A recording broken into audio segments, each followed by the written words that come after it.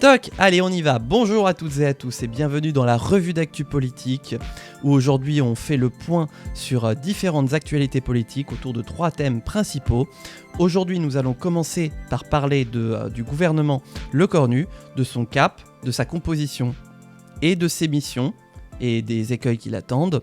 Nous parlerons ensuite de la rentrée parlementaire avec des changements et des grands événements qui se sont produits alors même que la session ordinaire n'est même pas en service. Et enfin, nous ferons la veille un petit peu du mouvement de grève qui est actuellement en train de se faire au moment où on fait cette VOD. Là, nous sommes en pleine grève et donc on va suivre un petit peu tout ce qui se passe. Coucou Guillaume, bienvenue sur ce stream. Ça va toi ? Est-ce qu'il y a des blocages par chez vous ? Est-ce que ça bloque ? N'hésitez pas à nous le dire. En tout cas, nous, on va commencer par parler du gouvernement de Sébastien Lecornu, qui a été nommé il y a maintenant plus d'une semaine, enfin un peu plus d'une semaine, et dont, on a le nom du Premier ministre, on n'a toujours pas de composition de gouvernement. Composition qui prend du temps parce que Sébastien Lecornu se retrouve avec des défis à relever et des écueils à éviter puisque le spectre de la censure plane sur lui à l'heure où le budget se précise et se prépare, à l'heure où il doit être déposé sur le bureau de l'Assemblée nationale. Les marges de manœuvre sont très précises pour ce nouveau Premier ministre qui pourrait devenir le Premier ministre le plus éphémère de la 5ème République s'il rate une étape. J'entends pas de blocage dans mon tout petit village, mais je sais qu'à Caen ils sont nombreux. Ouais, on faisait le point en pré-live, et effectivement, il se passe des choses sur Caen. On en parlait il y a quelques instants, et ça a l'air de bien bloquer. Et ça a l'air aussi de bien répliquer aussi, niveau intervention policière. Par contre la manif, parce que je suis allé y faire un tour, la manif était belle, Il y avait une grande manif, aussi grande que du temps de la réforme des retraites, donc ça présuppose une rentrée sociale chargée. Donc on va pouvoir se poser la question ensemble par rapport au gouvernement de Lecornu. Selon vous, combien de temps avant que le gouvernement de Sébastien Lecornu ne tombe ? Qu'est-ce qui pour vous fait que le gouvernement de Lecornu pourrait tomber ? N'hésitez pas à mettre vos propositions dans le chat et on pourra les étudier pendant que je vous parle un petit peu des premiers faits d'armes de notre nouveau Premier ministre. Donc il a notamment annoncé le week-end dernier un petit geste en direction des oppositions. Il a repris le budget de Bayrou mais commence un petit peu à mettre en place ce qu'il appelle lui une rupture. Entre autres, retirer la suppression des 2 jours fériés qu'il a annoncé ce week-end. C'est quelque chose qui vient véritablement se mettre à rebours de François Bayrou, lui qui voulait véritablement et qui ne parlait que de ça. On n'en pouvait plus de François Bayrou qui nous parlait de la dette, du navire qui prend l'eau et de ses citations, de ses métaphores ad nauseam. Mais clairement, Sébastien Lecornu, lui, sait qu'il joue sur un terrain très glissant, il marche sur des œufs et doit donc faire des concessions aux oppositions pour espérer ne pas être renversé. De ce qu'on entend dire, il ne devrait pas solliciter la confiance de l'Assemblée nationale, il n'a pas envie de faire une François Bayrou. Néanmoins, il faut quand même qu'il se sécurise côté motion de censure, puisque ce spectre-là plane toujours. C'est toujours dans les moments de blocage et de tension que notre pays a avancé. Mon état d'esprit est simple, je ne veux ni instabilité, ni immobilisme, a-t-il affirmé. Et Sébastien Lecornu mène actuellement des concertations à Paris pour tenter de construire un budget pour 2026 qui puisse être adopté à l'Assemblée nationale. Et c'est ça le plus gros problème, puisque pour l'instant, l'Assemblée nationale, à force de renverser ses premiers ministres, ne parvient pas à avoir de budget. Pour l'instant, nous fonctionnons avec le budget 2024 qui a été prolongé en 2025 avec la loi spéciale, mais nous n'avons pas de nouvelles orientations budgétaires. Et là, à l'automne, puisque nous allons rentrer à partir de début octobre dans la phase budgétaire, se pose le risque d'une nouvelle censure, d'un rejet du budget, et donc de devoir refaire une loi spéciale, puisque l'Assemblée nationale est complètement morcelée, fragmentée, etc. Et donc prendre le risque de toujours être sur le budget 2024, avec quelques chiffres actualisés avec la loi spéciale, mais voilà, d'être dans l'immobilisme budgétaire, le fait de ne plus pouvoir prendre de discussion. D'autant plus que la France est dans une situation compliquée, les agences de notation vont bientôt dégrader et ont déjà commencé à dégrader la note de la France, ce qui fait qu'on va emprunter de plus en plus cher et qu'on va payer de plus en plus cher nos intérêts de la dette. Donc les marges de manœuvre se resserrent de plus en plus fort sur le Premier ministre, puisque là c'est plus autant de milliards qu'il va devoir trouver d'économies que les 44 milliards de François Bayrou, ça risque de devenir encore plus s'il n'y a pas de budget. Donc voilà l'écueil que doit surmonter Sébastien Lecornu. Avec cette annonce, Sébastien Lecornu retire ainsi l'une des mesures les plus polémiques prévues par son prédécesseur François Bayrou dans ses propositions pour le prochain projet de loi de finances. Le Premier ministre enterre aussi l'idée d'un nouveau conclave sur les retraites. Les partenaires sociaux refusaient de toute façon de leur ouvrir. Le futur budget ne correspondra peut-être pas complètement à mes convictions, c'est même quasiment certain. Donc clairement, le but, c'est de lâcher du lest. Là, il faut tout sacrifier s'il veut espérer passer l'hiver. Parce que le Premier ministre, pour le budget, il va avoir deux choix. Soit il fait une Elisabeth Borne et il sort la sulfateuse à 49.3 ad nauseam, mais avec ça, il prend le risque de se faire censurer dès qu'il y aura la moindre mesure budgétaire qui va provoquer une volonté de censure tant à gauche qu'à l'extrême droite de l'hémicycle, ce qui risque d'arriver. Hein, on est sur une situation où ça risque d'arriver.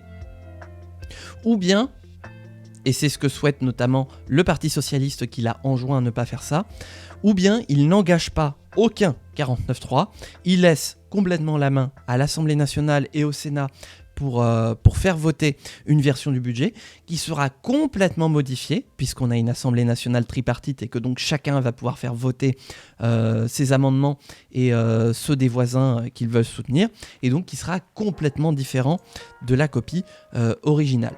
C'est les deux choix, c'est les deux directions que peut prendre le Premier ministre. Or, il semblerait que Sébastien Lecornu adresse une main tendue vers la gauche. Alors, il a tendu une main, par contre on ne sait pas comment sont les doigts. Hein. Il est possible qu'il y ait peut-être un petit majeur dressé, mais en secret bien sûr. Sur la taxe Zuckman notamment, qui prévoit d'imposer davantage les plus hauts patrimoines français, le Premier ministre botte en touche. Il y a des questions de justice fiscale, de répartition de l'effort, et il faut travailler sans idéologie, j'y suis prêt. Ah bah c'est dommage. Hein, c'est un peu compliqué de travailler sans idéologie. Attention néanmoins au patrimoine professionnel, car c'est ce qui permet de créer des emplois et de la croissance en France. Donc, il n'est pas très chaud sur la taxe Zuckman. En même temps, c'est un macroniste des premières heures, le ministre le plus ancien depuis que Emmanuel Macron est au pouvoir, donc fervent défenseur du macronisme, et donc l'idée, un défenseur d'une politique de l'offre, c'est-à-dire de la réduction des impôts et des cotisations en faveur d'une relance de la croissance, et absolument pas de financer un modèle social en mettant en place des mesures de justice fiscale. Sébastien Lecornu tend tout de même la main vers la gauche, sauf la France insoumise. Comme d'habitude, hein, on est habitué. Je veux une discussion parlementaire moderne et franche de très bon niveau avec le PS, les écologistes et le Parti communiste, affirme le Premier ministre dans cet entretien. Cette gauche républicaine dont on connaît les valeurs doit s'émanciper de la France insoumise, qui s'exclut elle-même de la discussion et préfère le désordre. Bon, on a l'habitude, c'est les mêmes éléments de langage qu'on a depuis des années. Sébastien Lecornu affirme également refuser un accord politique avec le RN, donc on retrouve encore une fois le macronisme, ni LFI ni RN, dont on avait eu vent sous les mandats d'Elisabeth Borne et de Gabriel Attal. Et certainement pour essayer de faire passer la pilule auprès du bloc central et surtout des Républicains, le Premier ministre annonce la présentation d'un grand acte de décentralisation, de clarification et de liberté locale au Parlement. Les consultations à ce sujet doivent débuter dès cette semaine. Voilà, donc à ce qui paraît, ça a commencé. On n'a toujours pas les infos sur ce grand mouvement de décentralisation, encore une fois, hein. Mais j'ai l'impression que c'est un peu la pilule magique, hein. Dès qu'il y a un peu d'esbrouf à l'Assemblée nationale, on sort le joker décentralisation, ça calme tout le monde, alors que finalement ça ne fait que créer plus d'inégalités entre les territoires. Enfin ça, ce n'est que mon point de vue.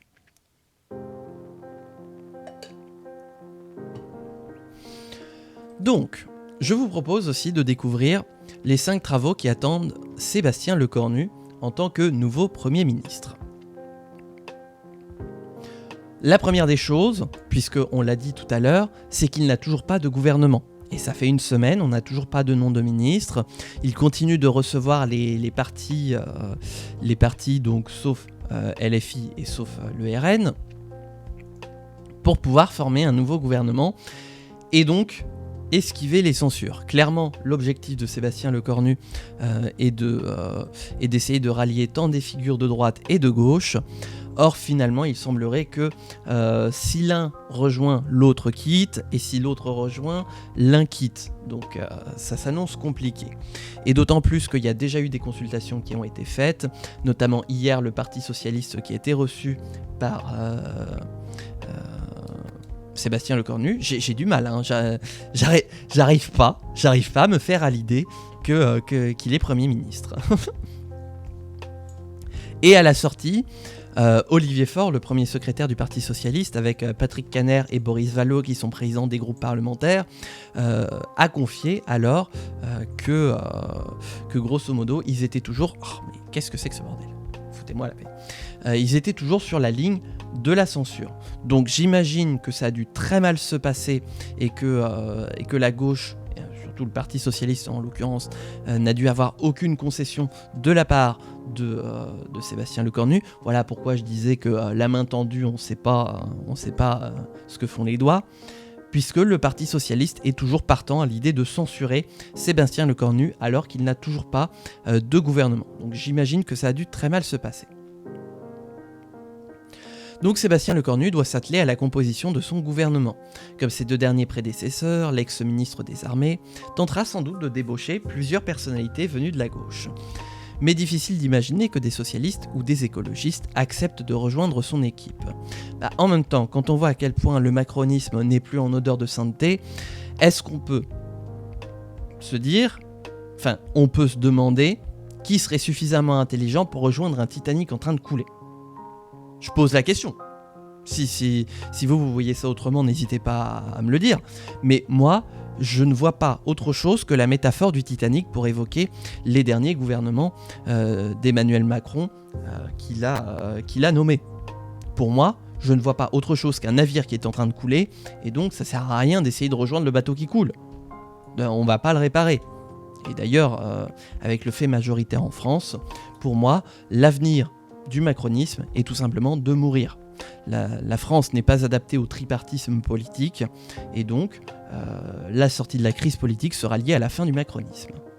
En tout cas, on espère qu'il n'y aura pas d'autres dommages derrière.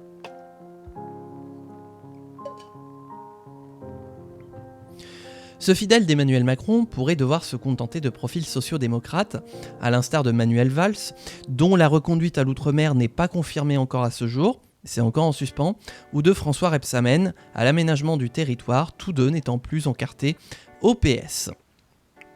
Et effectivement, ils ont tous les deux quitté le PS.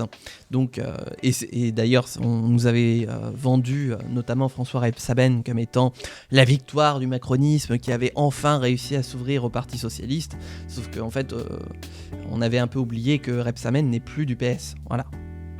C'est dommage. De l'autre côté de l'échiquier politique, pour le gouvernement, rallié très tôt à la Macronie, l'ex des Républicains pourrait surtout se tourner vers son ancienne famille politique. Peu avant la chute de François Bayrou, Bruno Retailleau avait pourtant prévenu que la participation de LR au gouvernement n'avait rien d'automatique. Mais l'identité en tout cas du nouveau Premier ministre devrait rassurer la droite et permettre peut-être au ministre de l'Intérieur de prolonger son bail Place Beauvau. Alors là c'est plus compliqué, parce que Lecornu a l'air de vouloir reconduire Retailleau Place Beauvau, mais c'est Retailleau qui est en train de faire monter les enchères en ce moment en disant moi je veux ça, moi je veux ça, moi je veux ça, sinon c'est moi qui me barre et débrouille-toi pour... Enfin c'est plus mon problème pour trouver un autre ministre de l'Intérieur. Voilà, démerde-toi. Donc là c'est la situation inverse avec Retailleau. Dans tous les cas, ce qui est sûr, c'est que si le Cornu est renversé, la dissolution sera une solution pour Macron. Oui et non, parce que s'il est renversé alors que la France n'a toujours pas de budget, si tu dissous l'Assemblée nationale alors qu'on n'a pas de loi de spéciale, là ça va être très compliqué, puisque le Sénat tout seul ne pourra pas la faire adopter. Donc s'il y a dissolution, ce sera forcément après la nouvelle année et forcément après les élections municipales, puisque, et je ne le répéterai jamais assez, mais aucun parti politique ne veut avoir à gérer 2 élections en même temps. Les municipales s'annoncent cruciales, déterminantes pour des partis qui peuvent perdre des villes au profit d'autres partis qui vont gagner des villes. Et donc, ils ne veulent pas avoir à gérer, à côté de ça, une nouvelle législative anticipée. À côté de ça, les partis veulent faire une élection à la fois, et donc s'il y a dissolution, ce serait forcément après les municipales. Donc, première étape, former un gouvernement. Deuxième étape, la déclaration de politique générale, un rituel décisif. Voilà, parce que c'est pas tout, ensuite il faut aller présenter les contours de sa politique au Parlement. Une fois le casting révélé, le Premier ministre se pliera à la déclaration de politique générale, ligne directrice de son action à Matignon. Un rituel très scruté où le Premier ministre, méconnu du grand public, cherchera probablement à décrocher la bienveillance des oppositions. La coutume veut d'ailleurs que le chef de gouvernement demande un vote de confiance à l'issue de son grand oral. Voilà, coutume qui est de moins en moins coutumière. Pas sûr que l'ancien maire de Vernon... Ah oui, c'est vrai qu'il est de l'heure, c'est vrai.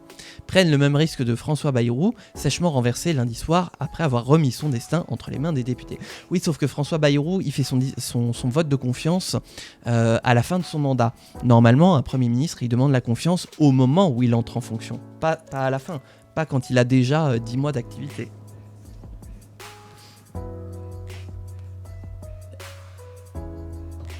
Martine Vassal, présidente des Bouches-du-Rhône, a officialisé sa candidature à la mairie de Marseille. Ah, ça me parle ça, Martine Vassal. Ça me parle. Elle n'était pas députée. C'est possible aussi. Mais donc voilà, donc comme je vous disais, il y a de fortes chances que le Cornu ne demande pas la confiance à l'Assemblée nationale, comme l'ont fait avant lui Elisabeth Borne, Gabriel Attal et Michel Barnier. Et finalement François Bayrou, puisqu'elle avait fait son discours de politique générale, qui était passionnant, assure. Hein. On ne s'est pas du tout endormi en plein discours, et donc qui a ensuite demandé la confiance à la fin de son mandat pour repartir en direction de Pau. Une fois qu'il aura fait son discours de politique générale et qu'il aura esquissé les contours de la politique qu'il souhaiterait mener s'il n'est pas renversé par l'Assemblée nationale, bien sûr, la mission va être de bâtir en urgence un budget 2026. Et à l'instar de Michel Barnier, c'est certainement le défi le plus périlleux. Oh, pourquoi ça me fait ça là ? Qui attend le nouveau Premier ministre. Sébastien Lecornu devra accomplir un numéro d'équilibriste en un temps limité. Pour entrer dans les clous constitutionnels, les textes budgétaires devront atterrir d'ici la mi-octobre sur le bureau des députés. Concrètement, on avait calculé, et ce serait au plus tard le 7 octobre que le projet de loi de finances 2026 doit arriver sur le bureau de l'Assemblée nationale si on ne veut pas finir hors délai. Et donc avoir un budget pour l'année 2026. Parce qu'on peut se retrouver dans une situation où le budget termine sa navette parlementaire, mais il n'y a plus de jours consacrés avant la nouvelle année. Donc en fait, le budget serait sur le point d'être adopté, mais il n'est pas adopté avant le 1er janvier. Et là, ce serait un énorme camouflet pour Sébastien Lecornu, chose qu'il ne peut pas se permettre, et donc c'est pour ça qu'il devra déposer son budget au plus tard le 7 octobre. Et donc pour un début d'examen en commission des finances et des affaires économiques, d'ailleurs il y a aussi développement durable, je crois qu'il y a pas mal de commissions qui étudient le budget, justement à la mi-octobre. Certes, l'ancien ministre des Armées n'arrive pas totalement les mains vides à Matignon. Les équipes de Bercy travaillent depuis des mois sur la conception du projet de loi de finances 2026. Sauf que c'est la version de Bayrou. Et que si Le Cornu, j'y arrive pas, hein, je n'y arrive pas. Si Le Cornu souhaite passer l'hiver, il va falloir qu'il enlève plein de choses du budget de Bayrou. Il va falloir pratiquement, en fait, faudrait qu'il reparte pratiquement avec une page blanche par rapport à toutes les annonces de François Bayrou. Parce qu'il y a plein de choses qui font grincer des dents, et on le verra tout à l'heure quand on fera la partie sur la mobilisation sociale. Il y a plein de choses qui font grincer les dents, et s'il veut passer l'hiver, ça va être très compliqué. Non, Avrel, je ne suis pas à la recherche d'un graphiste illustrateur, non. Tout porte à croire que l'ex des Républicains devra revoir la copie de son prédécesseur. Voilà, c'est ce que je vous ai dit. Les oppositions ont toutes fixé des lignes rouges qui, si elles étaient franchies, les conduiraient à censurer le gouvernement. À gauche, les socialistes s'accrochent, entre autres, à la fameuse taxe Zuckman qui prévoit d'imposer le patrimoine des hauts revenus. Et donc on comprend pourquoi Olivier Faure dit qu'ils sont toujours sur la position de la censure, puisque ce n'est toujours pas à l'ordre du jour. Quand Marine Le Pen et les siens réclament une réduction du coût de l'immigration et de la contribution française à l'Union européenne, comme l'a esquissé la leader nationaliste dans une lettre adressée cet été à François Bayrou. Quel bordel ça aussi, la lettre à François Bayrou. Oh là là. Ah oui, elle était en vacances. Donc vous voyez, chacun a ses exigences, en plus incompatibles d'un côté comme de l'autre, parce que si vous donnez raison à l'un, vous allez mettre en colère les deux autres qui vont vous censurer, donc j'ai envie de dire, en fait, on est presque dans une situation où c'est déjà peine perdue pour Sébastien Lecornu. La question, c'est donc quand est-ce qu'il va tomber, plutôt que est-ce qu'il va rester. En tout cas, moi, c'est mon guess. En plus de déjouer les choses trappes, Sébastien Lecornu devra surtout trouver une nouvelle voie de passage pour faire adopter son plan de budget avant la fin de l'année. Sans quoi il risquerait de trébucher sur le budget jusqu'à être renversé en cas de recours au 49.3.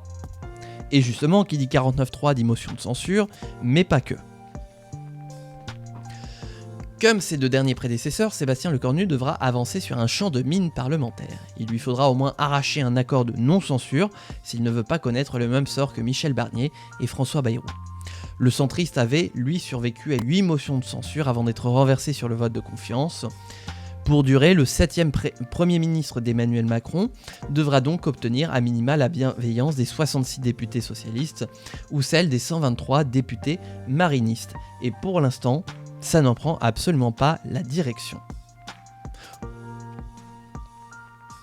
Et si jamais Lecornu venait à passer l'hiver, il aurait à reprendre les dossiers brûlants. Une pile de dossiers laissés en suspens par la chute de son prédécesseur, notamment celui hautement inflammable de la proposition de loi Grémillet sur la programmation pluriannuelle de l'énergie qui devrait bientôt revenir à l'Assemblée nationale.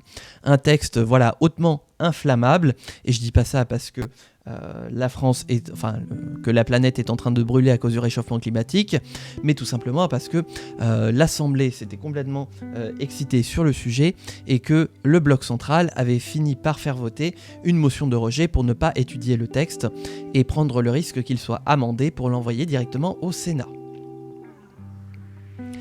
Ces débats promettaient d'être décisifs en vue de la publication à venir par le gouvernement du décret sur la programmation pluriannuelle de l'énergie, censé définir les priorités d'action des pouvoirs publics pour la gestion des formes d'énergie sur le territoire ces prochaines années. Le RN, qui ne veut pas d'un plan trop favorable aux énergies renouvelables, avait déjà menacé François Bayrou de censure. Effectivement, c'était leur ligne rouge. Et Chat Noir nous dit qu'il va y avoir des conflits, qu'il pense qu'il va y avoir des conflits au sein même de la majorité présidentielle, parce qu'il y a Gabriel Attal qui veut légaliser la GPA, et quand on connaît les positions de Lecornu sur le mariage pour tous, etc., et pas que d'ailleurs sur les Républicains d'une manière générale sur la GPA, ça risque de bloquer, effectivement. Mais de toute façon, ce bloc central, il est vraiment à géométrie variable, parce qu'un coup il est là, un coup il est mort, un coup il est là, un coup il est mort. Bref, c'est compliqué. Donc voilà un petit peu la situation de Sébastien Lecornu qui n'a toujours pas annoncé de gouvernement à l'heure actuelle. Les consultations avec les partis et les partenaires sociaux continuent en ce moment. Donc certainement qu'on pourrait avoir une composition de gouvernement d'ici la semaine prochaine, ce qui laisserait finalement peu de temps pour faire un budget, puisque du coup, si c'est annoncé la semaine prochaine, il lui resterait moins de 2 semaines pour déposer son budget sur le bureau de l'Assemblée nationale. Donc ça reste très très court, surtout pour éviter les motions de censure.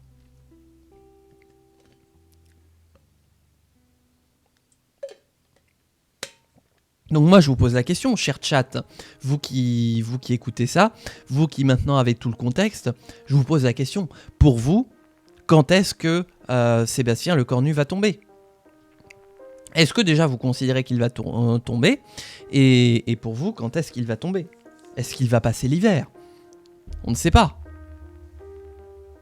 Je suis curieux en vrai d'avoir vos avis là-dessus, sur la chute de Sébastien Lecornu. Parce que clairement, il est parti pour reprendre les mêmes propositions que Bayrou, de lâcher un peu de lest, mais finalement de contenter personne en voulant contenter tout le monde.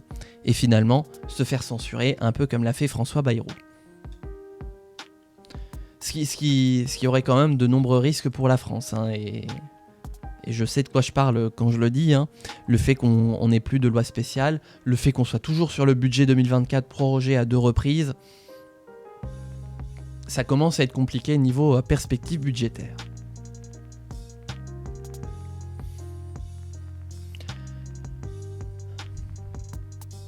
Donc voilà, ça c'était pour la partie sur le gouvernement de Lecornu. On va passer maintenant à la deuxième partie de cette revue d'actu. On va parler rentrée parlementaire. Alors, Lecornu devrait faire attention, car s'il continue à vouloir plaire à tout le monde, à vouloir trouver un consensus avec les partis, il risque de se faire une Michel Barnier. Bah voilà, c'était un petit peu ma conclusion aussi, de dire que voilà, à force de vouloir faire plaisir à tout le monde, il fera plaisir à personne et se retrouvera voilà, censuré comme Michel Barnier, peut-être sur le PLF, peut-être sur le PLFSS, ou peut-être via une motion de censure spontanée, puisque la France Insoumise en a déjà déposé une, et donc elle sera étudiée à partir de l'ouverture de la session ordinaire de l'Assemblée nationale, donc au moment de la rentrée parlementaire.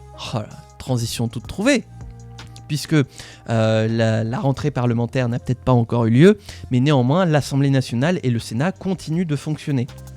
On est sur les restes de la session extraordinaire, dont l'ordre du jour est terminé vu qu'on n'a plus de gouvernement, et voilà. N'empêche que les travaux continuent quand même un petit peu au ralenti. Entre autres, nous avons la fameuse pétition, vous vous souvenez, on en parlait au début de l'été, la pétition contre la loi du plomb, qui avait recueilli plus de 2 millions de signatures sur le site de l'Assemblée nationale, via la plateforme justement dédiée aux pétitions d'initiative citoyenne. Eh bien, la commission des affaires économiques de l'Assemblée nationale, hier, au moment où on fait ce live, et donc avant-hier pour la VOD, a accepté d'examiner la pétition contre la loi du plomb. En effet, quand une pétition est déposée, il y a 2 seuils majeurs à atteindre. Si vous dépassez le seuil des 100 000 signatures, votre pétition est mise en avant sur le site de l'Assemblée nationale. Comme ça, n'importe qui passe sur le site de l'Assemblée nationale voit qu'elle y est et donc peut la signer s'il le souhaite. À partir de ce moment-là, une commission peut décider de se saisir de cette pétition pour savoir si on organise un débat en commission ou non. C'est facultatif, c'est pas obligatoire, c'est vraiment en fonction de ce que décide la commission. Le second stade, c'est quand la pétition dépasse les 500 000 signatures, auquel cas la commission doit se saisir de cette pétition pour savoir si effectivement elle organise un débat ou bien est-ce qu'elle la classe sans suite. Là, ça devient obligatoire de se saisir de la pétition. Et donc avec 2 millions de signatures, c'était obligatoire. Donc on va revenir voilà, sur le sujet brûlant de l'été, la loi du plomb. La pétition, qui a recueilli plus de 2 millions de signatures, a franchi une première étape à l'Assemblée nationale ce mercredi. La Commission des affaires économiques a accepté de l'étudier, ce qui doit ouvrir la voie à un débat probable dans l'hémicycle, mais sans vote. Voilà, c'est là que ça va être un peu plus compliqué, mais néanmoins ça permet de reparler du sujet. La pétition citoyenne contre la loi Duplon sera examinée par la Commission, a été examinée par la Commission ce mercredi.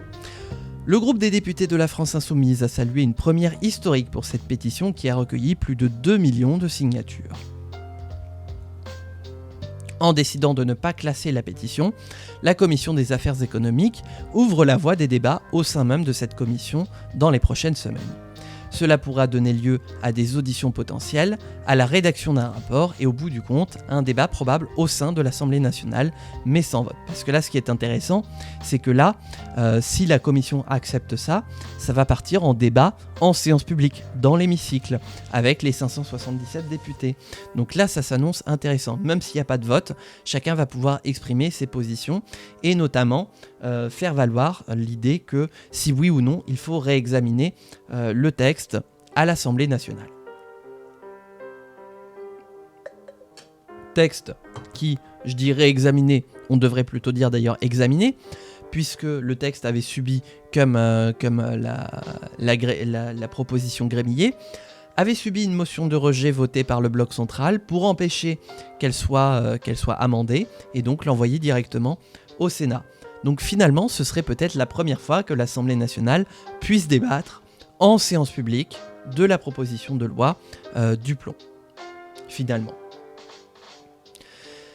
Cependant, il n'y aura pas de vote, ça fait partie des mécanismes constitutionnels prévus par les pétitions de l'Assemblée nationale. Il n'y aura pas de vote, c'est juste un débat pour que chacun puisse exposer ses idées. Il est en effet impossible d'abroger une loi qui a été adoptée par le Parlement. Seule voie nécessaire pour le faire, une proposition de loi, comme celle déposée mardi par les parlementaires écologistes et qui vise à abroger totalement la loi. Dans un communiqué, Génération Future a salué la décision de la Commission des affaires économiques pour qui ce débat doit être l'occasion de rappeler le bien fondé de l'interdiction française des néonicotinoïdes et assimilés, au regard des connaissances scientifiques et des failles dans le processus d'évaluation réglementaire, et de demander l'interdiction de ces substances au niveau européen, notamment dans leurs usages pesticides et biocides. Parce que si la loi a été adoptée, le Conseil constitutionnel avait censuré cet été la mesure la plus polémique qui prévoyait le retour de l'acétamipride, un néonicotinoïde tueur d'abeilles et qui était responsable du déclin de 30% des populations d'abeilles. Voilà. Mais néanmoins, le reste de la loi est toujours en vigueur et donc promulgué, et a été promulgué par le président de la République pendant l'été, avec notamment tout un tas de levées de restrictions sur les contraintes écologistes. Voilà, là c'est expliqué. Des contraintes environnementales assouplies pour les plus gros élevages, des normes simplifiées pour la construction de retenues d'eau agricoles, les méga-bassines. Les partisans du texte ont voté une motion de rejet, empêchant ainsi l'examen de nombreux amendements déposés. Voilà un petit peu la situation, et donc on devrait avoir un débat. Donc, on pourrait se dire à quoi ça sert d'avoir signé cette pétition puisque va y avoir un débat sans vote à l'Assemblée nationale. On peut plutôt retourner la question et dire que ça va servir de fenêtre pour le groupe écologiste pour déposer sa proposition de loi pour supprimer la proposition de loi Duplon et donc se servir de cette assise populaire des 2 millions de votants quand même, puisque c'est la toute première fois que ça se produit sur la chaîne. Oula, n'importe quoi. Sur le site de l'Assemblée nationale, jamais aucune pétition n'avait dépassé les... Alors, je crois qu'il y en avait, il y en avait une qui avait dépassé, mais jamais n'avait dépassé les 2 millions de votants. Donc c'est une première historique et on peut déjà prévoir que le groupe écologiste utilisera cette information dans son argumentaire. Donc voilà un petit peu ce qui se prépare pour la rentrée parlementaire, puisque le débat aura lieu à la rentrée parlementaire, certainement même dès la première semaine après l'installation de la nouvelle Assemblée. Nous aurons le débat sans vote, donc, qui sera organisé, donc certainement. Eh bien, ça reprend le 1er octobre. Donc premier 2, certainement à partir du 6, on pourra avoir un débat sur la pétition contre la loi du plomb. Voilà. Mais donc avant qu'on arrive à ce débat en séance publique, il reste un point majeur à lever et qui a lieu tous les ans, c'est le renouvellement du bureau de l'Assemblée nationale. Alors, qu'est-ce que le bureau de l'Assemblée nationale ? C'est le regroupement de l'ensemble des parlementaires qui sont élus dans diverses instances. Le bureau de l'Assemblée nationale, c'est l'instance qui dirige un petit peu l'Assemblée nationale et qui permet notamment de prendre des sanctions parfois, d'inscrire des textes à l'ordre du jour, de choisir quelle motion de censure étudier, de sanctionner un député. Bref, c'est un rôle majeur du fonctionnement de l'Assemblée nationale et qui est composé donc de personnalités élues que sont la présidente de l'Assemblée nationale, les 6 vice-présidents de l'Assemblée nationale, les 3 questeurs, les 12 secrétaires et je crois, si je me souviens bien, les présidents des 8 commissions permanentes de l'Assemblée nationale.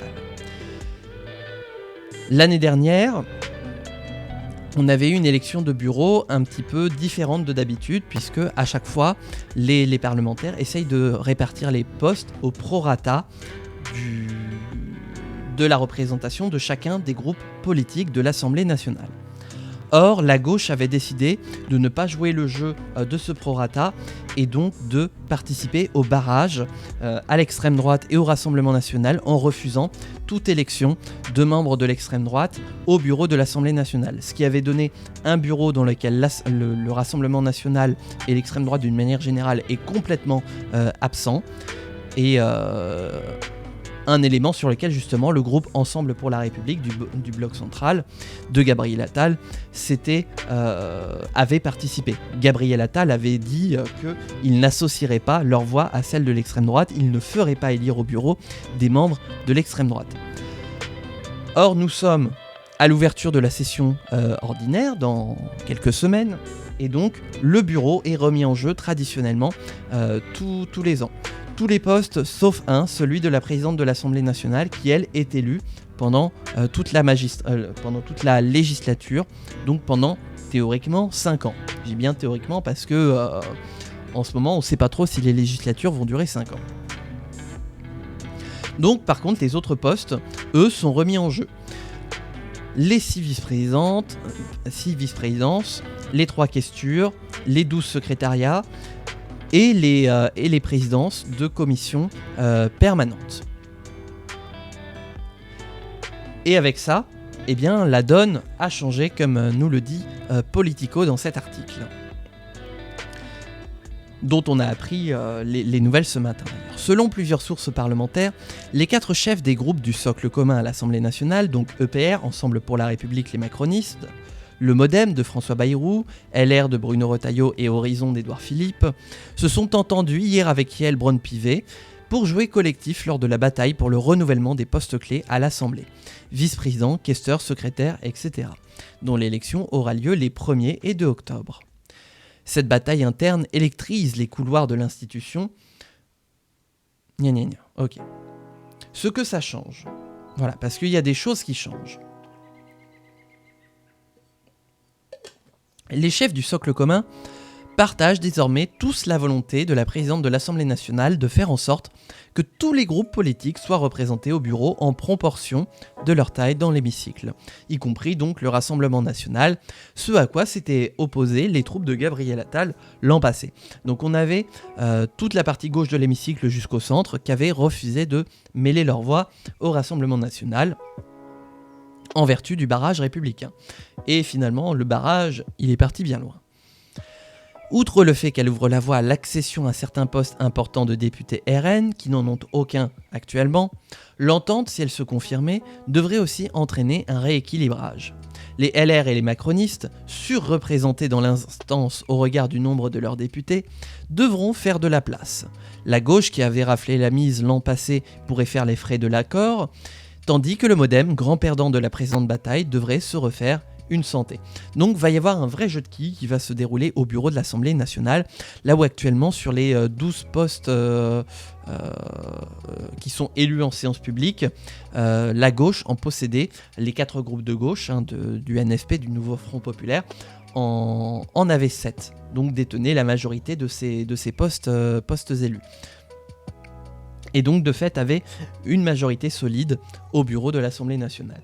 La majorité, semble-t-il, va se rendre vers une fin, puisque le socle commun s'apprête à voter pour des élus du Rassemblement national. 1 an après avoir fait le jeu du barrage républicain, voilà, donc le barrage républicain, vous pourrez le dire aux prochaines élections. Donc pour les macronistes, le barrage républicain, c'est uniquement quand ça peut leur faire gagner des voix et des sièges. Par contre, quand ça fait gagner la gauche, là non, il faut surtout pas faire le barrage. Au contraire, il faut voter pour l'extrême droite. Voilà un petit peu la logique des macronistes et des républicains en somme, finalement. Donc voilà un petit peu ce qui va se passer, et croyez-moi que le 1er et 2 octobre, on va beaucoup en entendre parler. Le 1er octobre pour le bureau qui sera élu en séance publique, les vice-présidents, les questeurs et les secrétaires, avec des élections à chaque fois à 3 tours, à la majorité qualifiée. Et ensuite pour les derniers postes des commissions permanentes qui auront lieu le jour suivant, le vendredi, et qui là aussi verrait pas mal de crispations se cristalliser. Donc on est sur le point d'avoir un bureau qui devrait grandement changer par rapport au bureau de l'année dernière, et donc forcément une ligne politique du bureau de l'Assemblée nationale qui devrait changer elle aussi. Affaire à suivre donc avant d'en savoir plus. Ah oui, petite news aussi que je voulais partager avec vous. On a appris que la Cour des comptes va changer de Grand Manitou. En ce moment, la Cour des comptes, ça c'est un petit aparté avant de passer au prochain thème. La Cour des comptes qui envoie des rapports tous les ans pour dire qu'on dépense mal notre argent et qu'on devrait tout supprimer. Globalement, je résume un peu l'institution, est sur le point de changer de président. On va pouvoir dire au revoir à Pierre Moscovici qui va quitter la Cour des comptes.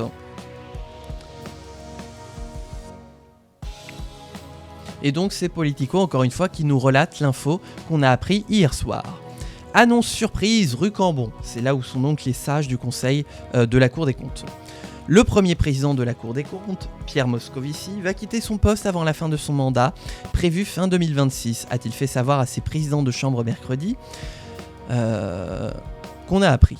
Ce départ prématuré doit avoir lieu d'ici la fin de cette année, une échéance que Libération évoquait au conditionnel. L'ancien commissaire européen, ça je savais pas qu'il avait été commissaire, avait été nommé premier président par Emmanuel Macron en 2020. Au cours de l'été, l'ex-ministre socialiste avait pourtant prolongé son mandat d'1 an grâce à une règle de la fonction publique qui permet aux parents d'un enfant à charge de reculer d'1 année leur départ à la retraite. C'était pour un départ à la retraite, ok, parce que moi du coup j'ai l'info et c'est pas du tout raccord avec ça. Donc finalement, pour Moscovici, la retraite c'est pas tout de suite. Pierre Moscovici pourrait prendre le chemin du Luxembourg pour siéger à la Cour des comptes européenne, d'après les mêmes sources. Donc il va passer à l'échelon au-dessus. Toujours à la Cour des comptes, mais européenne à la place de française. Une institution chargée de contrôler les comptes des organismes de l'Union européenne. Il ne l'intégrera pas comme président, mais comme simple membre, remplaçant le français François-Roger Casala. Et alors ce qui est marrant, c'est que du coup, si le poste se libère à Paris, qui est-ce qu'on va mettre ? Eh bien, figurez-vous qu'il y a déjà un nom qui tourne, et vous n'êtes pas prêts. Je vous lance un petit défi.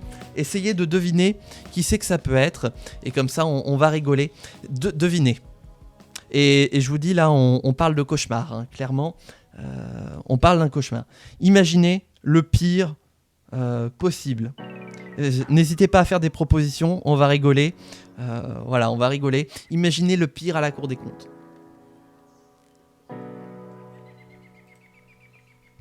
Et spoiler, vous la connaissez. Ça me laisse le temps de reboire un peu.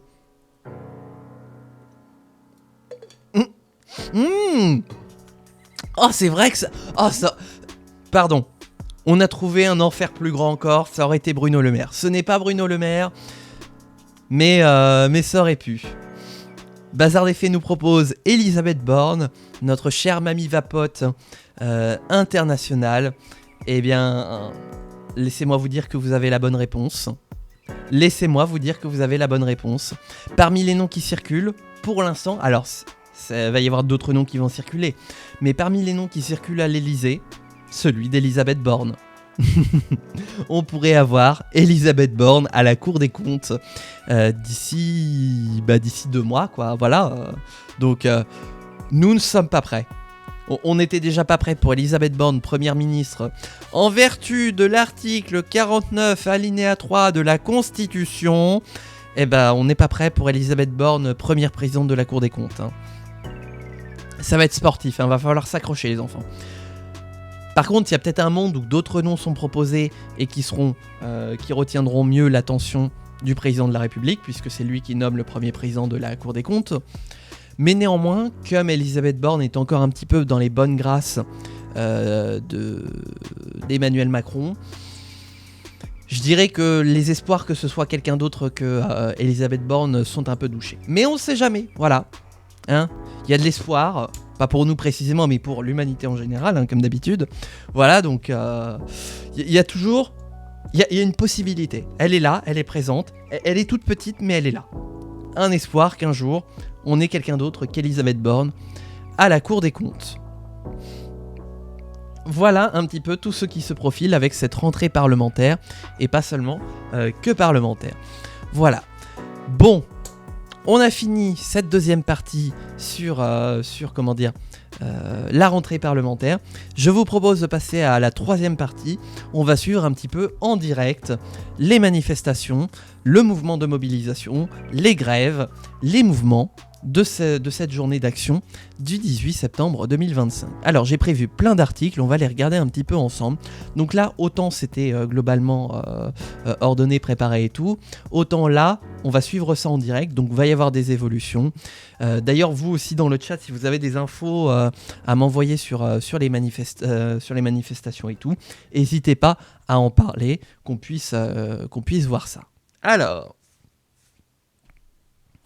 qu'est-ce qu'on a comme nouvelles ? 15 nouvelles publications déjà depuis que j'ai ouvert. Alors, on va remonter le plus lointain possible parce qu'il s'est passé des dingueries hein, depuis ce matin. 11h50. Allez, on recule. Hop. Là, on est sur Le Monde.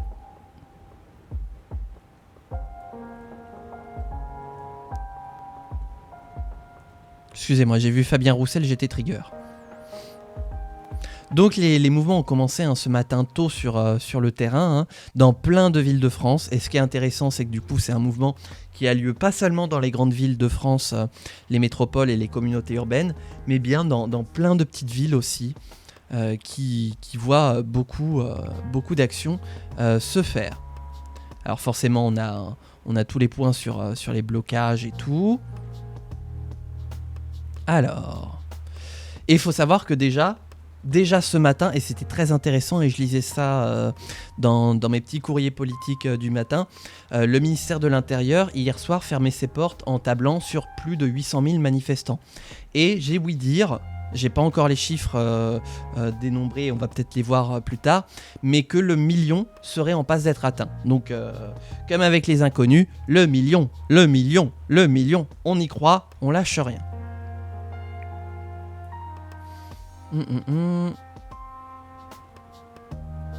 Donc ce qui serait déjà de l'ordre du très gros mouvement, 1 million de personnes dans les rues, un tiers de grévistes dans les écoles prévoit la FSU. Ok, pas mal. Ça c'est les transports. Première tension entre manifestants et forces de l'ordre à Marseille, et c'était à 8h ce matin. Chat Noir disait effectivement que ça avait bien pété à Marseille. Ah, Olivier Faure, on en parlait tout à l'heure. Les Françaises et les Français ont le sentiment de n'avoir jamais été entendus. Les Françaises et les Français ont le sentiment d'avoir déjà voté, d'avoir déjà manifesté et de n'avoir jamais été entendus, a déclaré sur TF1 le premier secrétaire du Parti Socialiste, Olivier Faure. Il cherche à créer un rapport de force avec le gouvernement en lui disant le gouvernement Bayrou est tombé, le plan Bayrou doit tomber intégralement et il faut maintenant chercher une autre voie, a-t-il poursuivi. Sachant que Olivier Faure, comme je le disais tout à l'heure, a été reçu par Le Cornu, un premier rendez-vous, une prise de contact et le Premier ministre a donné le sentiment de ne pas encore savoir vraiment dans quelle direction il voulait aller. Si on devait voter aujourd'hui, je ne sais pas très bien sur quoi on voterait, mais vraisemblablement on voterait la censure parce qu'en réalité, il n'y a eu aucune avancée. Et c'est le PS qui n'a pas signé beaucoup de motions de censure et qui n'en a pas voté beaucoup, donc c'est le PS qui nous dit ça. À Marseille, la préfecture de police lance un avertissement aux manifestants. Ah ouais.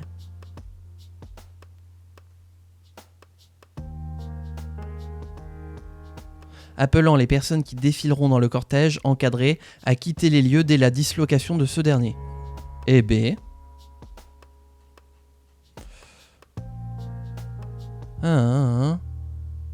Le RN comprend les Français qui ne sont pas contents, sans appeler à manifester, dit Sébastien Chenu. Oui, bah voilà, du RN comme on en fait d'habitude. Hein. C'est-à-dire que, voilà, il faut dire qu'on n'est pas content, mais on ne doit surtout pas le montrer. Attention, hein. Vous seriez un dangereux terroriste gauchiste. À Clermont-Ferrand, faire ressortir chez chacun une raison de réagir. Dès 6h30, des participants au blocage. Ah oui, parce que du coup, il y a une convergence avec le mouvement Bloquons Tout, et c'est ça qui est intéressant avec cette manif d'aujourd'hui, c'est que c'est dans la continuité des blocages du 10 septembre, et qu'en plus, avec ça, on rajoute le mouvement social, appelé par l'ensemble de l'intersyndicale. Toutes les centrales syndicales ont appelé aux manifestations et à la grève, donc la CGT, la CFDT, CFE-CGC, Sud Solidaire, et il m'en manque un, il y a 5 centrales, FSU, voilà. Et la FSU ont appelé à la grève dans une entente qu'on a assez rarement finalement au niveau de l'intersyndicale. Maurice Ravel à Paris bloqué. Fabien Roussel, oh putain, veut que Sébastien Lecornu entende le cri du cœur qui vient du peuple pour vivre mieux. D'accord Fabien. Tiens, un impôt sur les plus fortunés devrait être à la fois juste et pas nocif à l'économie française, juge Pierre Moscovici, premier président de la Cour des comptes. Alors ça c'est très intéressant. On en parlait de Moscovici qui va bientôt plier les Gaules. Eh bien, je ne m'attendais pas à ce qu'il soit favorable à la taxe Zuckman. C'est fou. Alors que justement, la Cour des comptes ne cesse de dire il faut dépenser moins, il faut dépenser moins, il faut dépenser moins, et puis il faut dépenser moins. N'empêche que là, c'est une grande première parce qu'en général, la Cour des comptes appelle à maintenir le même niveau de recettes, mais surtout, si vous avez bien compris, réponse A, dépenser moins, réponse B, dépenser moins, réponse C, dépenser moins, ou réponse D, dépenser moins. Voilà. Vous avez le droit de faire appel au 50-50 au vote du public si vous n'êtes pas sûr. Mais là, de voir Pierre Moscovici qui est favorable à une augmentation des recettes via la taxe Zuckman, là c'est intéressant. Très intéressant. Et en plus, cette prise de parole en jour de mobilisation, c'est clairement une prise de parole qui vise à servir un message et un agenda. Donc, il n'a pas juste parlé pour parler. Clairement, il y avait une idée derrière la tête.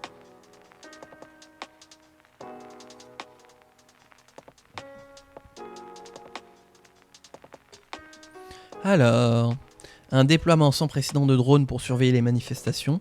Ah, j'en ai pas vu à Caen tout à l'heure. Après, il y en a peut-être pas. On n'a peut-être pas les moyens sur Caen d'avoir des drones. 45% de grévistes dans les collèges et lycées, selon le principal syndicat du secondaire.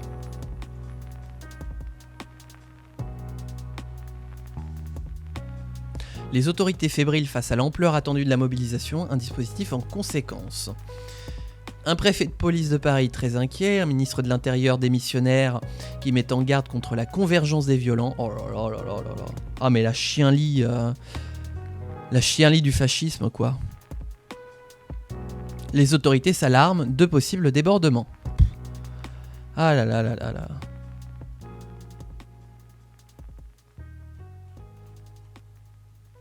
À Toulouse, les forces de l'ordre interviennent dès la formation des premiers rassemblements. Ah bah c'est bien ça, hein. Il était 11h38.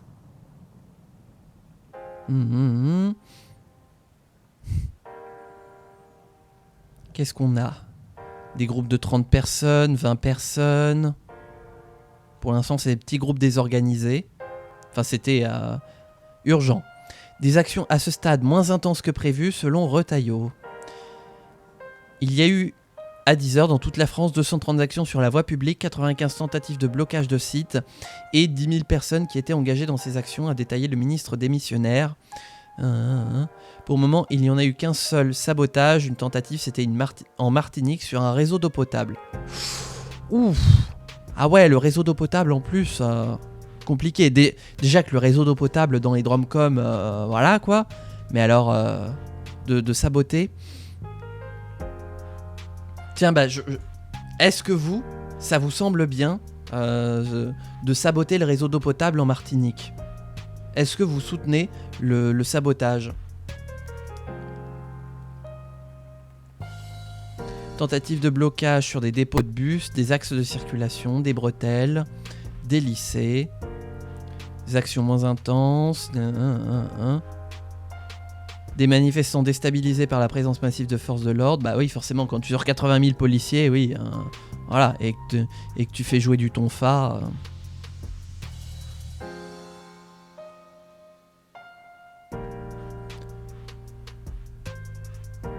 17,6% d'enseignants grévistes selon le ministère. Bah attends, j'ai eu un tiers, 45% et maintenant 17%. Mais c'est pas possible. 16,60. Non mais c'est quoi ces chiffres? Encore une fois, les chiffres selon les syndicats et selon la police, quoi. On nous annonçait 45% et finalement, non, en fait c'est 3 fois moins, hein, voilà.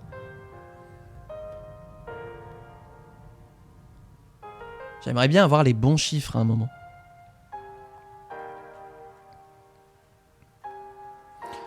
La journée d'aujourd'hui se présente comme un immense événement pour Jean-Luc Mélenchon. Bon bah voilà, Jean-Luc est toujours là. Ah, il était à Marseille. Bah il est revenu à Marseille. Ah, ça fait des belles photos, hein. Ah ouais. Ah, ils ont des sacrées équipes de photographes, hein. Ah, c'est l'AFP. Reuters.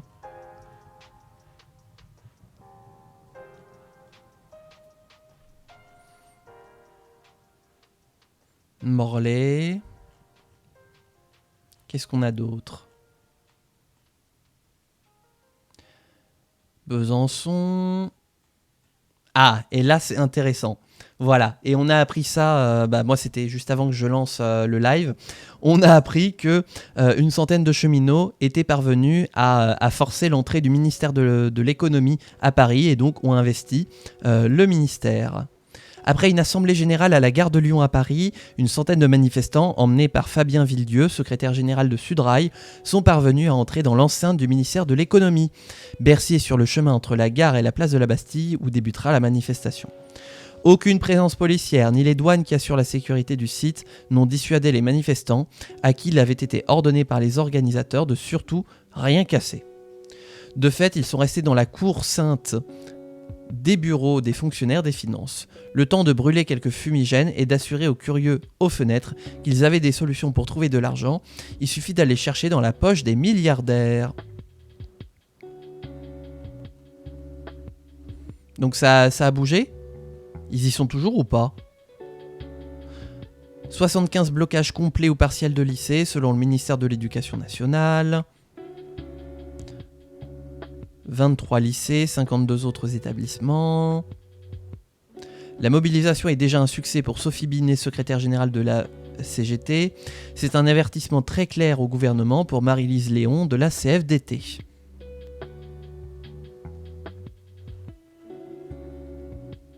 « 94 interpellations à la mi-journée. » Donc ça c'était... on se rapproche du présent. Hein. Ah oui, des affrontements entre manifestants et forces de l'ordre à Nantes. Ah tiens, Nantaises et Nantais, faites attention. Faites attention, hein, si vous écoutez ce live et que vous êtes à proximité de Nantes, faites attention. À Marseille, une manifestation très jeune. Ouais. Le cortège parisien s'était lancé. Il était 14h30, donc il y a 1 heure.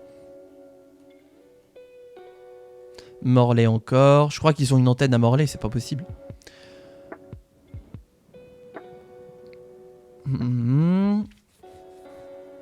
Dans la fonction publique d'État, près de 11% d'agents en grève, principalement dans l'éducation nationale.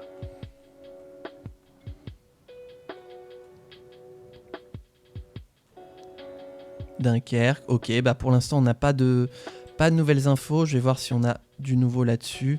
Entre 600 000 et 900 000 manifestants sont attendus. Ah oui, sont attendus, oui. Des affrontements à Lyon.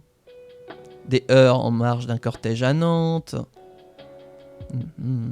13 000 manifestants à Marseille. Ah ouais. Cortège marseillais. 58 interpellations. Bon bah ça commence à être du vieux. Attendez, j'ai peut-être pas... Ah oui, voilà. Ah oui, il y a de l'info là.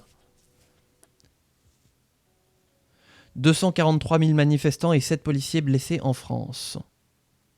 Au total ? J'ai vu la manif de Caen, c'est pas possible qu'il y ait que 243 000 manifestants. Hein. C'est forcément sur Paris, là, les 243 000 manifestants. Bercy dénonce l'intrusion de manifestants dans la cour du ministère pour un happening. Sébastien Lecornu suit la situation de très près. Oui, bon voilà. 20 000 manifestants à Lyon selon la CGT, 14 000 d'après la préfecture. La mobilisation est déjà un succès.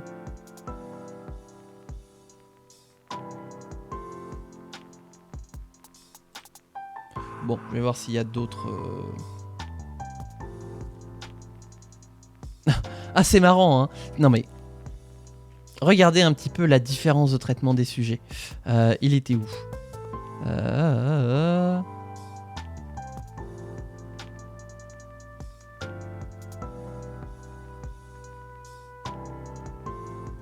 Il était où ?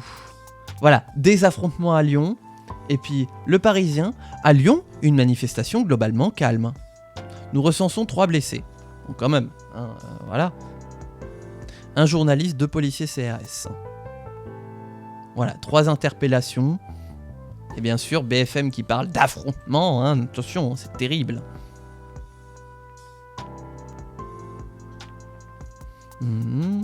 Des musées fermés. On a Marine Tondelier, attention, elle est là dans le cortège. Des slogans, ah, j'aime bien moi les slogans, ça me fait rire. Voici un petit florilège de slogans aperçus sur les pancartes des manifestants. Macron cité champion, choisit la démission. Sauve un syndicaliste, kidnappe un macroniste. On veut vivre, pas survivre. Oh, c'est pas un vieux. Déjà, quand je faisais mes premières manifs il y a 15 ans, je le voyais celui-là. Budget gelé, planète cramée. Pas mal. De l'argent pour enseigner, pas pour bombarder, certes. Tax the rich, save the planet. Ah, ça rappelle le Make the Planet Great Again. Le cornu, encore un qui veut nous mettre à poil. Je l'aime bien celui-là. Quel est votre slogan ? Est-ce que vous avez des slogans de manif préférés ? Il ne fait que de la merde. Oh, pas mal. Place de République bloquée, oui.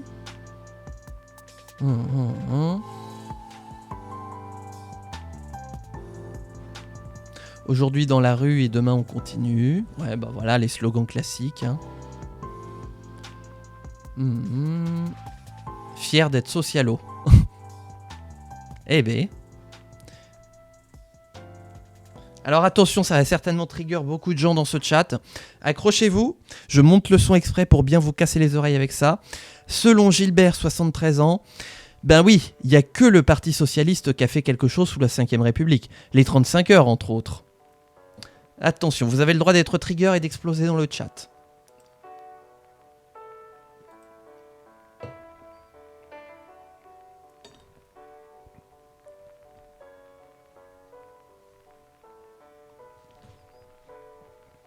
Arrivée massive de gendarmes vers le cortège. Ah oui, bah effectivement. Ah, c'est ça le parcours de la manif? Ah ouais, d'accord. Oh, c'est marrant. Parce que souvent, oui, ça fait nation-république ou république-nation, en fait. Là, ça part de la Bastille. Intéressant. Curieux. Pas de dégradation à Bercy. Ah, ouf. Hein, on est heureux. Voilà, on n'a pas cassé de trucs à Bercy. Ouf. Manifestants se rassemblent à Bastille.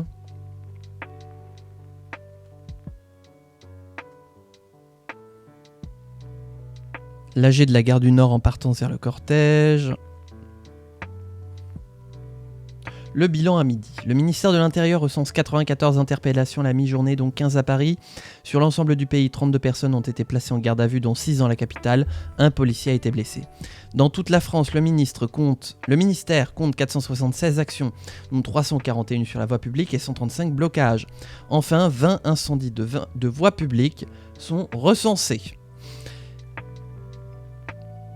Et ce qui est intéressant, c'est que en fait, la grève, elle n'est pas seulement de l'intersyndicale.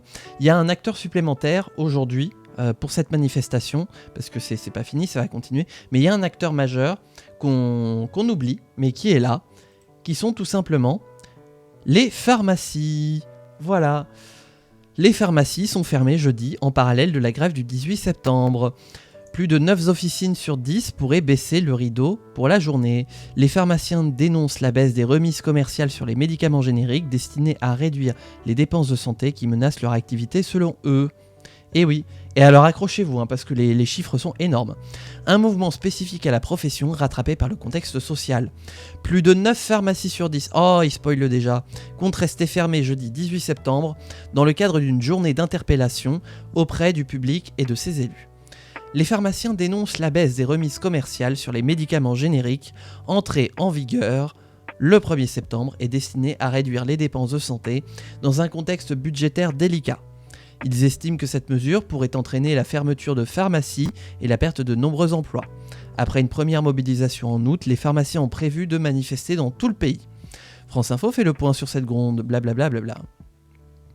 La quasi-totalité des pharmacies du territoire ont prévu de baisser le rideau jeudi. 98% des officines seront en grève, selon un sondage réalisé par la FSPF, Fédération des syndicats pharmaceutiques de France, et l'USPO, l'Union de syndicats de pharmaciens d'officine. Après une première mobilisation en août, les organisations de pharmaciens ont d'ailleurs appelé les apothicaires et leurs salariés, les préparateurs, magasiniers, à faire le plus de bruit possible en organisant des manifestations locales. 84 appels à la manifestation ont été recensés à travers le pays. À Paris, un rassemblement est prévu aux Invalides avant le départ d'un cortège vers le ministère de la Santé à midi. C'est marrant, ils en ont pas du tout parlé.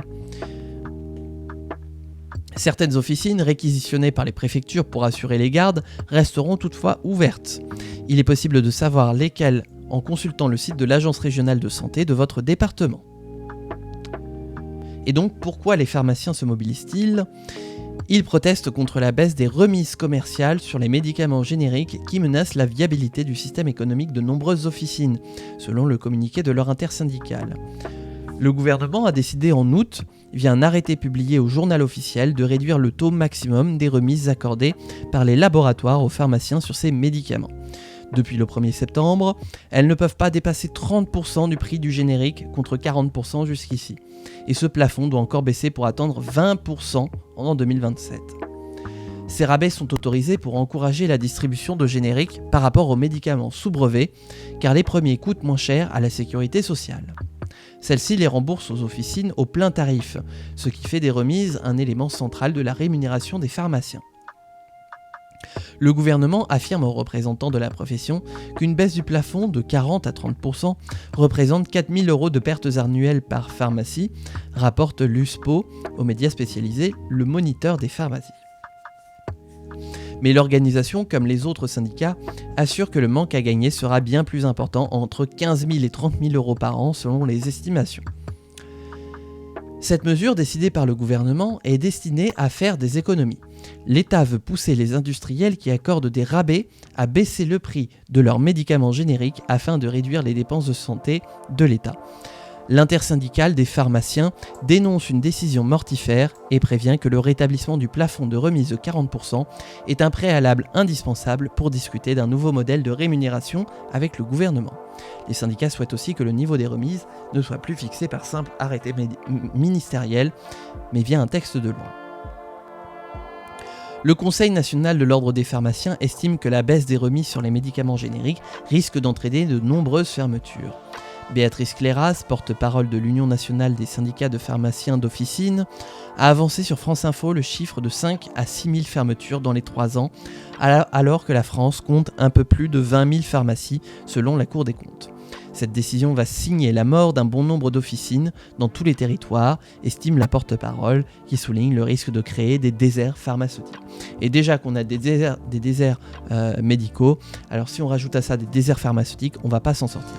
Et donc là, aujourd'hui, il faut savoir que sur les 20 000 pharmacies que compte la France, eh bien, 18 000 sont fermées. Voilà. Donc il n'y a pas beaucoup de pharmacies.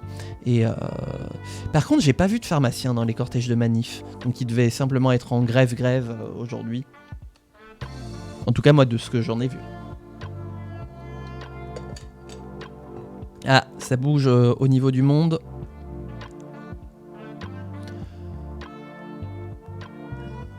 Ouais, bon, bah c'est Toulouse. Est-ce que... Non, on n'a pas... Alors, est-ce qu'on a d'autres nouvelles ?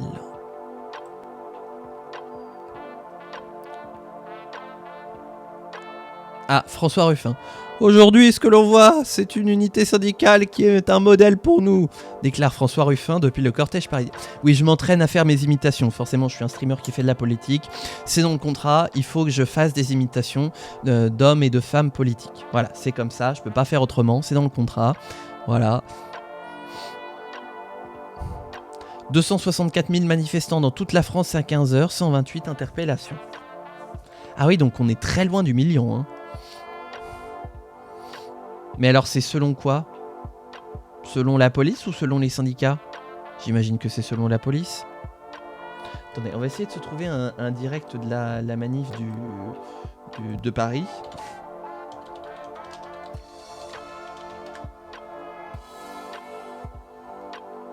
Alors, je vais voir si on peut se trouver ça pour suivre un petit peu, histoire d'avoir des images.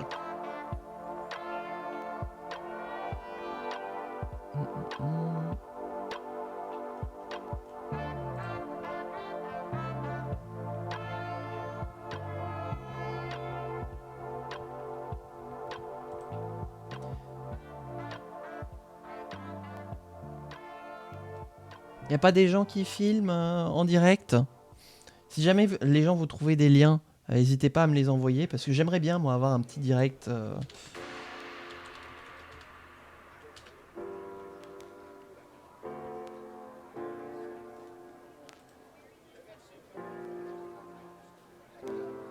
Mmh.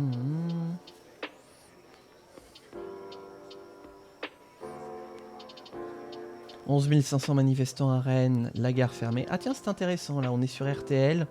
Alors on a un autre fil de direct. Alors, qu'est-ce qu'on a ? 10 000 personnes rassemblées à Montpellier. Courage à vous les Montpelliérains, Montpelliéraines. 11 500 manifestants à Rennes, la gare fermée. Mais ça c'est Rennes, c'est normal. Quand la ville crame pas, même quand il n'y a pas de manif, c'est pas Rennes. Fonction situation tendue à Rennes.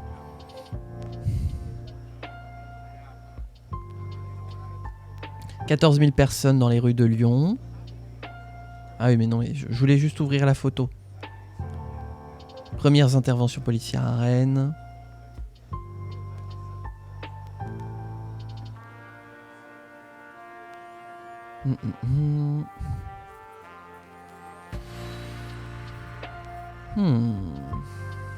Bon, rien de nouveau sous le soleil. Attendez, on a peut-être du neuf par là.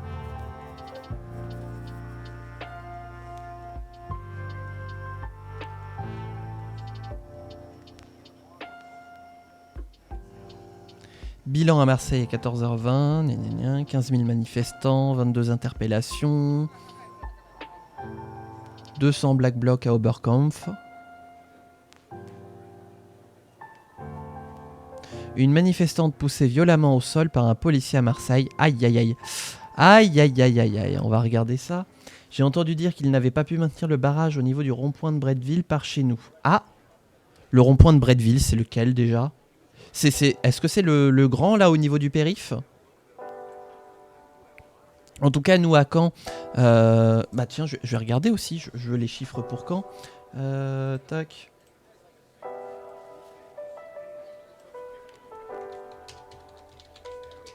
On va se faire un petit focus Normandie. Paris-Normandie, tiens, voilà. Hop. J'arrive, attendez, j'ai 2-3 petits trucs à régler. Voilà, tac. Ouais, ok.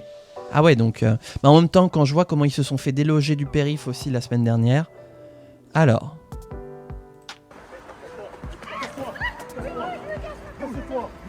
Casse-toi d'ici.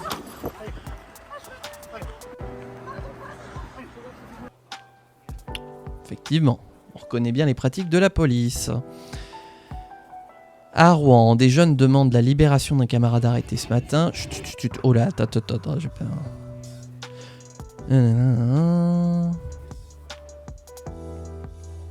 À Rouen, le rassemblement devant le commissariat se poursuit. Le cortège s'était lancé à Évreux. Je sais plus comment on appelle les habitants d'Évreux, j'ai encore oublié.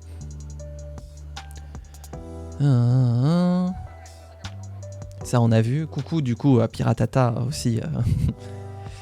Des manifestants s'introduisent dans le ministère de l'économie, ça on a vu. D'ailleurs ils sont un peu en retard là, Paris-Normandie. Hein. C'était à midi, enfin à 13h. Hébroïcien, ah oui voilà c'est ça. Truc infernaux. Les manifestants se rassemblent à Lillebonne. On n'a pas d'effectifs. J'aimerais bien voir les effectifs à Caen. 250 manifestants à Fécamp. Les manifestations dans le reste de la Normandie. À Caen, la préfecture du Calvados annonce 12 200 manifestants et l'intersyndicale 20 000. C'est vrai que c'était une très grosse manif hein, tout à l'heure. Hein. 800 manifestants à Lisieux, 3000 manifestants à Cherbourg, 5000 selon l'intersyndicale, 400 à Granville, 850 à Saint-Lô et 850 à Coutances. Dans l'ordre, l'intersyndicale annonce la présence de 1200 personnes. Pas mal, hein? Et c'est ça qui est intéressant avec ce mouvement et cette grève d'aujourd'hui, c'est que ça manifeste aussi dans les plus petites villes. Il n'y a pas que dans les métropoles et les communautés urbaines que ça manifeste. Il y a aussi voilà, dans des villes un peu plus petites qu'on trouve aussi des manifestations. Courage à, à tous les grévistes et toutes les grévistes. Force à vous. La manifestation se disperse au Havre, ouais. Ça finit quand, celle de Caen? Parce que moi j'y étais au départ à 11h. Enfin, 11h30 parce qu'il y a toujours la demi-heure syndicale de retard. Ah, ils avaient un stand de frites. Oh, mais c'est ça qu'il faut faire. C'est ça qu'il faut pour les manifs. Il faut un stand de saucisses frites. Saucisses vegan si vous voulez. Mais il faut un stand de saucisses frites. Voilà. Oh mais voilà, c'est la bonne idée ça. Oh là là là là. J'ai faim. J'ai faim. À 18h, ils font la nocturne. Ah, il y a une manif nocturne aussi à 18h. Ah. Des actions moins intenses. À Rouen, le cortège improvise. Comment ça? Improvise son parcours? Ouh là là.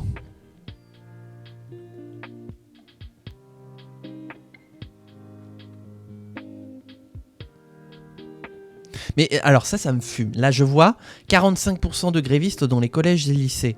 Et pourtant il y a le ministère qui dit non c'est 17%. Non mais mettez-vous d'accord sur les chiffres.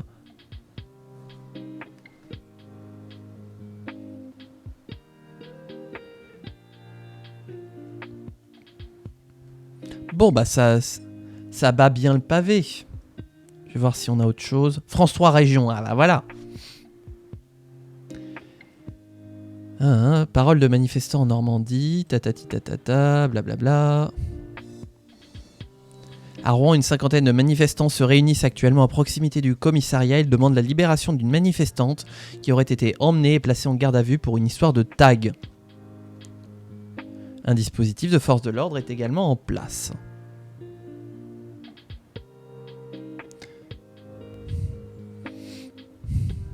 Mmh. 6200 personnes à Rouen. Et il y a eu moins de manifestants à Rouen qu'à Caen. Oh la vache. Ah bah bravo, bravo Rouen, hein. Ah, donc il y avait bien le cortège des pharmaciens. Ah bah je l'ai pas vu. Ah.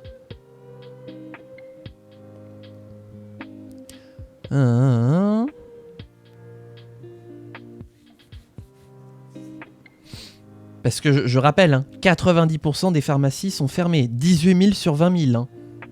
C'est sûr que c'est giga dangereux d'écrire sur les murs. Ah bah oui, attention. Hein. Vous êtes une dangereuse terroriste de gauche. Hein, si vous écrivez sur les murs. Attention. Hein. Vous violez la République. Hein, minimum. Ah, il y a une assemblée citoyenne. Moi j'ai l'habitude, mais on est en plus petit comité. Alors fais voir la petite assemblée citoyenne. Ah bah non mais pourquoi c'est tout sombre comme ça là? Voilà. Par contre c'est très la haute qualité. Hein.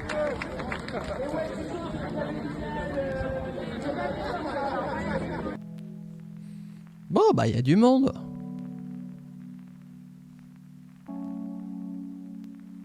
Fin du cortège, tatati tatata. Ils ont fini à quelle heure? Il y a 1 heure. Oui mais c'était quand il y a 1 heure?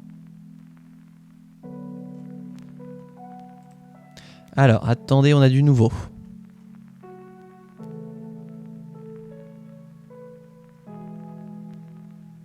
Ah, Besançon. Est-ce qu'on dit les Besançonnaises et les Besançonnais pour qualifier les habitants de Besançon? Place de la Révolution. Pourquoi on n'a pas de place de la Révolution, nous, à Caen? Je propose une place de la Révolution pour Caen.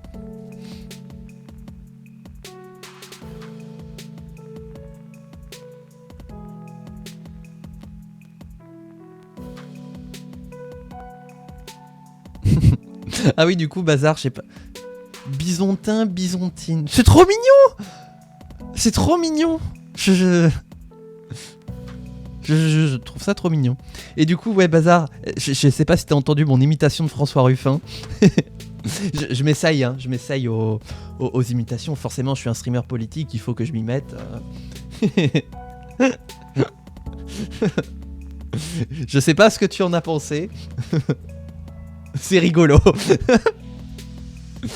Sur une note de 0 à 10, comment tu jugerais ma tentative d'imitation, parce que j'appelle ça une tentative, de François Ruffin?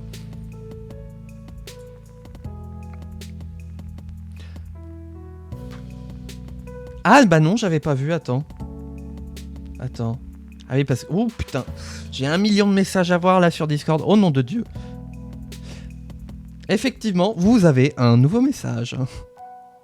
Ah d'accord, ok. Ok, ça marche.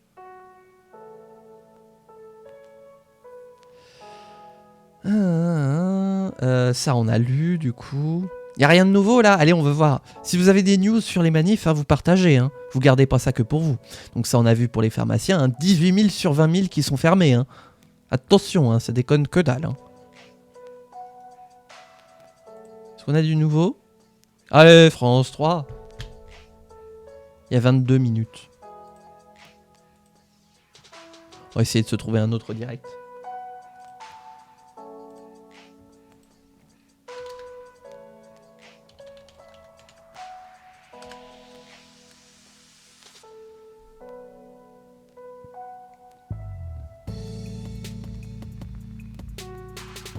J'avais RTL moi tout à l'heure.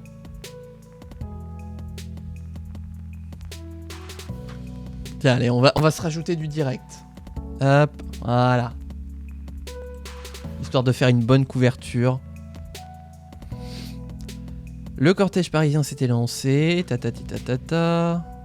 Oui, non, ça on l'a lu. Ah oui, mais j'ai dû le fermer tout à l'heure. 10 000 personnes rassemblées à Montpellier. Oh, mais ça on l'a déjà lu. Oui, bah oui, 15h34, ouais. Alors, le point à 15h. Le cortège parisien s'était lancé dans le calme depuis 1 heure. Attendez, c'est trop petit, vous voyez comme à travers une pelle. Dans le calme depuis une heure, selon les derniers chiffres communiqués par la police nationale, au moins 264 000 manifestants ont été recensés, répartis dans près de 427 événements sur tout le territoire. 128 personnes ont pour l'heure été interpellées, 6 policiers ont été également blessés. Des heurts ont éclaté à Rennes, où plus de 10 000 manifestants sont présents.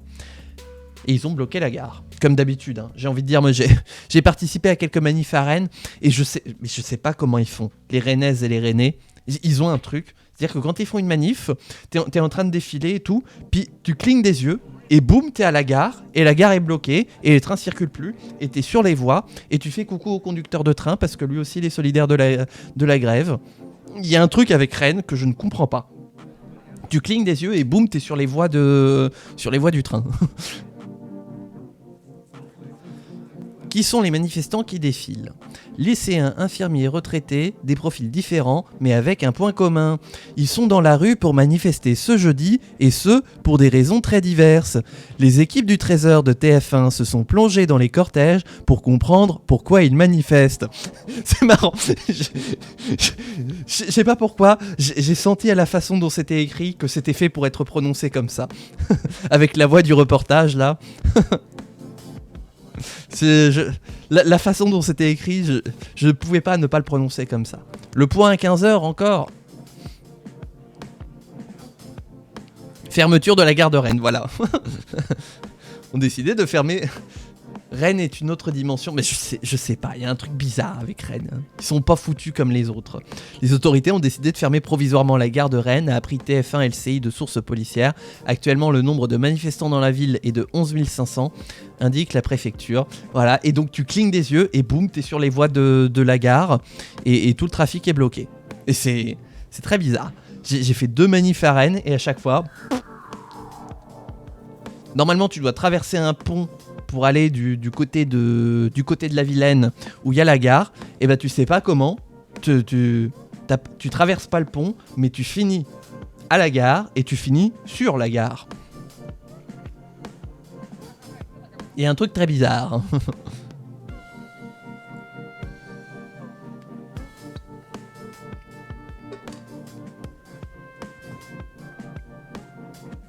Ah, nouvelles actualités. Priorité au direct.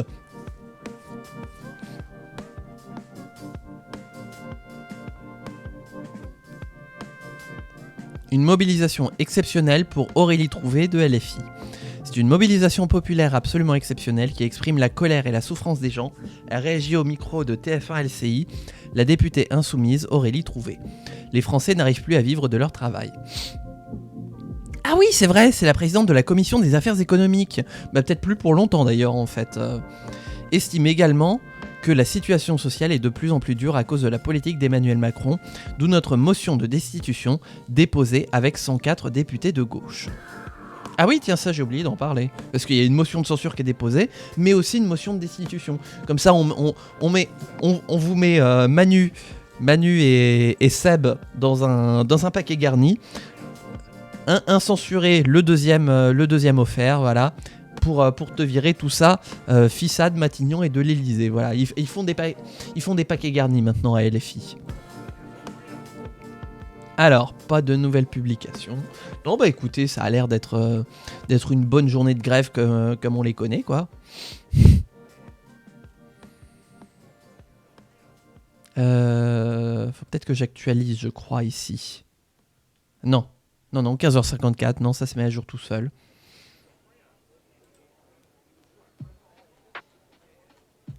Et je crois qu'en Normandie, les actions sont finies.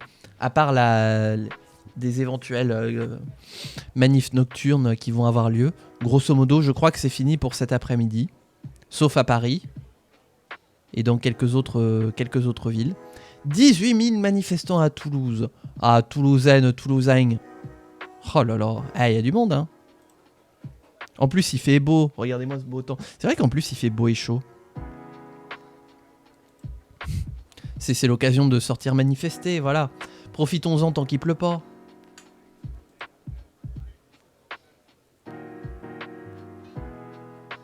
Bon bah écoutez, c'est une bonne petite manif, hein. Je propose, pour ne pas non plus faire une VOD trop longue, je vais l'arrêter là, moi, la VOD, YouTube, en espérant qu'elle t'ait plu. Voilà, parce que c'était sympa. N'hésite pas à me dire ce que tu as pensé du retour du format de la revue d'actu politique, de retour après 9 mois d'absence. Et si tu veux en voir plus, le format a évolué par rapport à la dernière fois. Donc n'hésite pas à me faire un retour là-dessus et à me dire qu'est-ce que tu as apprécié, qu'est-ce que tu aimerais voir. Et même si tu as des sujets que tu aimerais qu'on regarde la prochaine fois. Je vais essayer d'en faire au minimum une toutes les 2 semaines, et sinon essayer de me fixer sur une par semaine en fonction de l'actualité politique, qu'elle soit majeure ou non. Voilà, le truc avec un peu moins de prise de tête qu'avant, voilà, pour passer un bon moment. Voilà, bah écoute YouTube, peut-être qu'on se retrouvera en manif, hein, voilà, on ne sait pas. En tout cas, j'espère que cette VOD t'a plu. On se retrouve bientôt pour de prochaines aventures. D'ici là, porte-toi bien, amuse-toi bien, et ciao tout le monde.